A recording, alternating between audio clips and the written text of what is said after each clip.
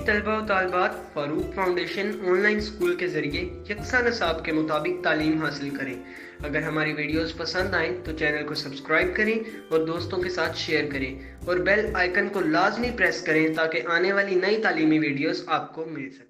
बच्चों, online school से आप मुकम्मल तालीम हासिल करके बोर्ड का इम्तहान बराए जमात नहम दहम बेहतर तौर पर पास कर सकते हैं।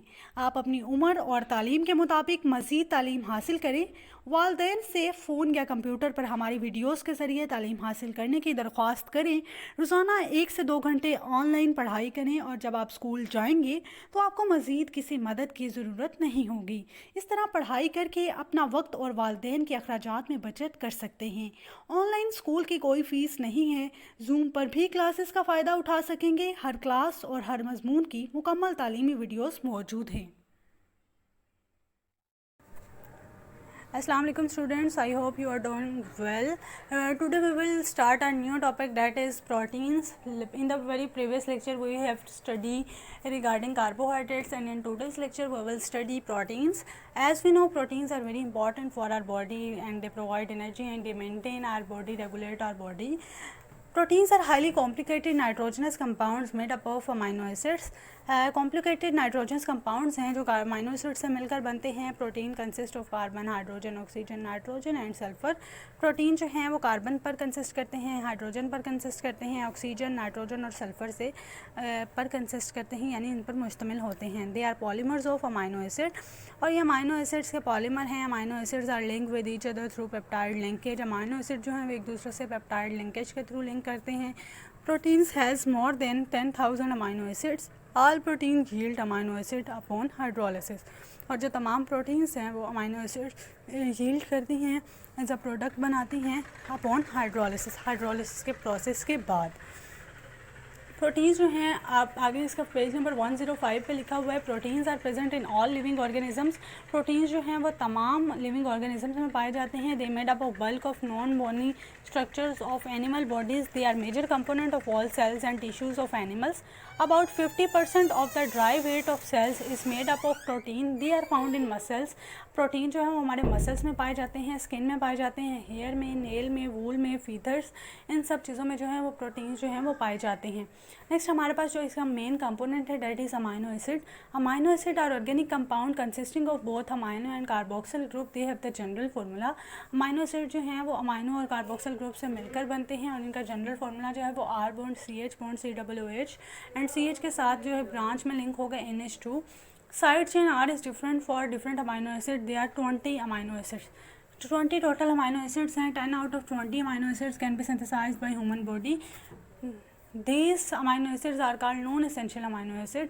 जो हैं वो हमारी बॉडी में जो बनाए जाते हैं वो नॉन एसेंशियल अमाइनो एसिड होती हैं। While the 10 which can not be synthesised by our bodies, और कुछ ऐसे होते हैं जो कि हमारी बॉडी तैयार नहीं करती, उनको हम एसेंशियल अमाइनो एसिड कहते हैं। एसेंशियल अमाइनो एसिड जो हैं वो are required by our bodies and must be supplied through diet. और ये जो एसेंशियल अमाइनो एसिड है ये हम लोग डाइट के थ्रू अपनी बॉडी को पूरा करते हैं, अपनी बॉडी के अंदर इनके न्यूट्रिएंट्स को कंप्लीट करते हैं। नेक्स्ट हमारे पास है amino acids are building blocks of protein. Amino acid जो हैं वो प्रोटीन्स के बिल्डिंग ब्लॉक हैं। Two amino acid link through peptide linkage. Peptide linkage के थ्रू अमाइनो एसिड को लिंक किया जाता है। पेप्टाइड लिंकेज की डेफिनेशन बहुत इंपॉर्टेंट है शॉर्ट क्वेश्चन के हवाले से। Peptide linkage is formed by the elimination of water molecule between the amino group of one amino acid and the hydroxyl group of another such as. Two formulas हैं amino acids के, उनके अंदर से water की removal करनी है, बाकी जो हमारे पास लिंक रहेगा वो that will be peptide linkage. When thousands of amino acid polymerize they form protein। जब ज़्यादा थाउजेंड जो अमाइनो एसिड है वो पॉलीमराइज होते हैं तो वो प्रोटीन की फॉर्मेशन करते हैं। देन हमारे पास आ जाता है sources and uses of protein. Carbohydrates की तरह यूजेस हैं प्रोटीन्स के भी और सोर्सेज हैं प्रोटीन्स के भी। Proteins made up of more than 50% of the dry weight of animals. Each protein has its sources and carries out a specific function. Sources and uses of protein are as follows. अब हमारे पास protein और इसके uses हैं कुछ, तो उसके बारे में स्टडी करते हैं। Number 1, sources of animals proteins. Animal से जो प्रोटीन हम लोग लेते हैं that is meat, mutton, chicken, egg, fishes. They are used as food by human beings and they are essential for the formation of protoplasm. Protoplasm की formation के लिए ये जो है हमारे पास प्रोटीन जो milk, mutton, chicken, eggs, fishes, ये सब जो हैं बहुत इंपॉर्टेंट हैं। Enzymes are proteins that are produced by living cells, they catalyse the chemical reaction taking place in the bodies, they are highly specific and have extraordinary efficiency. Many enzymes are used as drugs that can not they control the bleeding and treat blood cancer, जो कि bleeding को भी prevent करती है और blood cancer को भी treat करती हैं। Hides are proteins, these are use to make leather by tanning, leather is use to make shoes, jacket, sport items etcetera. Hides जो हैं वो प्रोटीन्स हैं और जिसको लेदर इंडस्ट्री में यूज़ किया जाता है। लेदर को जो है वो बनाया जाता है to make shoes, jacket, sport item etcetera. उसके बाद जो फोर्थ नंबर पे हमारे पास जो प्रोटीन है, proteins are use found in bones, when bones are heated they give gelatine. जब प्रोटीन्स जो है वो हड्डियों में पाया जाता है, जब हड्डियों को हीट किया जाता है तो वो हमें जेलेटिन प्रोड्यूस करती हैं। जेलेटिन को देन हम बेकरी आइटम्स में यूज़ करते हैं। नंबर 5 पे हमारे पास आ जाता है plants also synthesise proteins such as pulses, beans etcetera, they are used as food. इनको एक फूड के तौर पर इस्तेमाल किया जाता है। पल्सेस, बीन्स को यूज़ किया जाता है। तो आपने ये हमारे थे सोर्सेज एंड यूजेस, तो आपने क्या करना है कि प्रोटीन के टॉपिक को as a long question as a short question दोनों के हवाले से प्रिपेयर करना है। प्रोटीन की डेफिनेशन एक शॉर्ट क्वेश्चन है और अमाइनो एसिड जो है वो इटसेल्फ एक शॉर्ट क्वेश्चन है। अमाइनो एसिड का फॉर्मूला एमसीक्यूज में पूछा जा सकता है।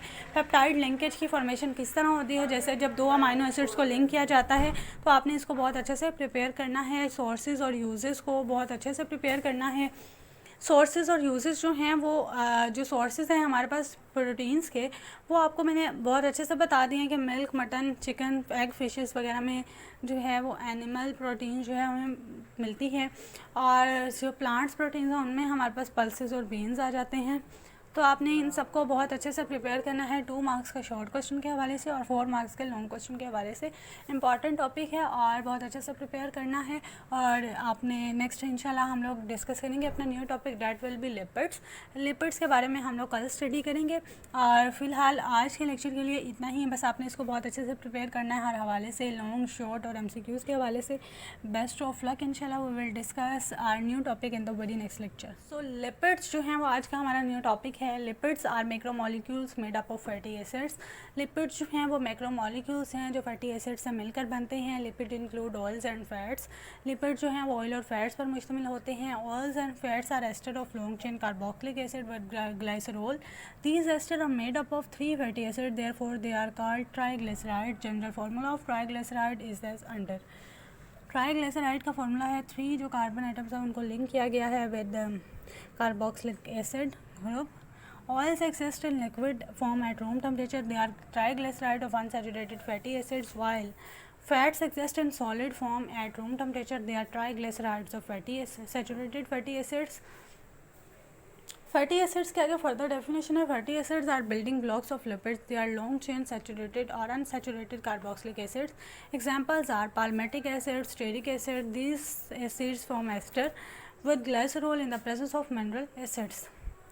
फैटी एसिड जो हैं वो लिपिड के बिल्डिंग ब्लॉक होते हैं और ये लॉन्ग चेन होती हैं सैचुरेटेड और अनसैचुरेटेड कार्बोक्सिलिक एसिड की। देन हमारे पास सोर्सेज एंड यूजेस हैं लिपिड्स के।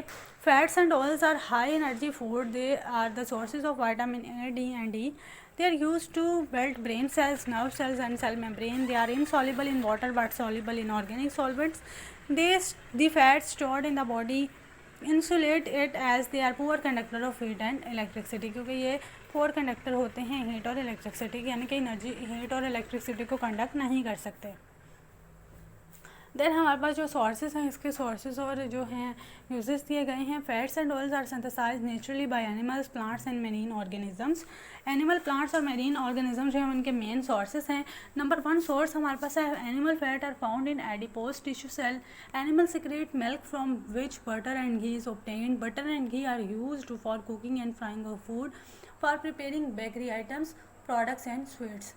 Animal fats are used in soap industry. Plants synthesize oils and store them in seeds such as sunflower oil, coconut oil, groundnut oil and corn oil.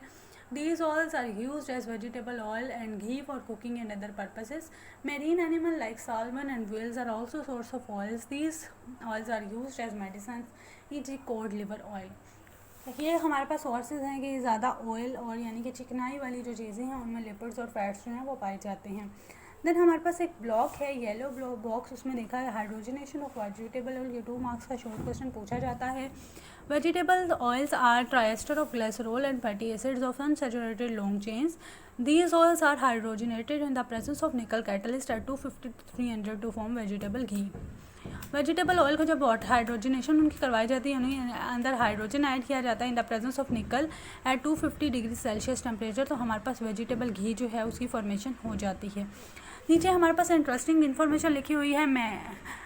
Margarine is produced by adding hydrogen to vegetable oil at 200 in the presence of catalyst. Greater the amount of hydrogen added, the more solid the margarine becomes. Rancid butter has a foul smell because of the butanic acid. However, the ester of butanic acid have fruity smell. For example, methyl butanoate smells like apple and ethyl butanoate smells like pineapple. तो ये हमारी जो lipids की बात होगी। Lipids भी हमें short और लॉन्ग के हवाले से बहुत इंपॉर्टेंट है और पूछा जाता है एग्जाम्स में। देन हमारे पास न्यू टॉपिक है that is nucleic acid. Nucleic acid जो है वो इसेंशियल कंपोनेंट है लिविंग सेल का। They are generally long chain molecules made up of nucleotide, और ये लॉन्ग चेन मॉलिक्यूल है जो न्यूक्लियोटाइड से मिलकर बनता है। ईच न्यूक्लियोटाइड जो है वो 3 कंपोनेंट्स पर मुश्तमिल होता है। Number 1 is nitrogenous base, number 2 is pentose sugar and number 3 is phosphate group. और न्यूक्लिक एसिड जो है उसकी हमारे पास 2 मेन टाइप्स हैं। Number 1 is deoxy nucleic acid यानी डीएनए। डीएनए जो एक लॉन्ग क्वेश्चन है और Watson and Crick model of DNA जो है वो बहुत इंपॉर्टेंट है, बोर्ड एग्जाम में 4 मार्क्स के सवाल में पूछा जाता है। DNA consists of deoxyribose sugar. Its structure was discovered by J. Watson and F. Crick in 1953. It is the long double-stranded molecule consisting of 2 chains. Each chain is made up of sugar, phosphate and a base. और हर chain जो है वो sugar, phosphate और base पर consist करती है। The sugar and phosphate group make the backbone of the chain and 2 chains are link through basis.